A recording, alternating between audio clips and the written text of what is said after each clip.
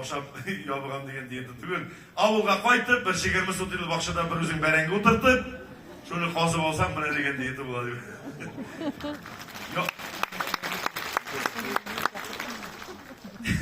Ябыгырга булыша дигәч, спортзалга абонемент алдым. 1 ай узды җәмәгать, 2 ай узды, 3 ай узды. Вообще результат күренмейді. Бұлай болсам мен айтам, спортзалға барып бірішіп қайтам әлі айтам. В чем дело? Қандай арағана керек екен. Бірді әлі скакалка диетасы бар дейді. Деген скакалкаға секіріп, мен скакалкаға секірген көз алдымда келеміз дейді.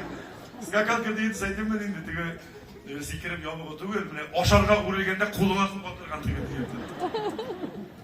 Ера, бардым мен фитнес дегендеріне, қошыға келіп басты бір жүнді 2 метрлі бір амбал, кашок. У вас тут большой объем работы деймен айтам. Мен айтам, білмегендер дейсім, айтам, сүйекмесең де большой объем. Мир боламын деп айтам, басып тұрасың. Беговой дорожкаға бастырып көйділер. Шабан бала 150 білен! 5 минут чапқанайым, күріш ауылға барып қайтқандай болдым. Түштем, 2 тіс қалтырый, бош әйлене, орқадан суаға. Мен айтам, ойлаймын, кем деп айтам, шушындым үшін ақша төлеп ятамызың, мен айтам, лучше ауылға қойтам мен.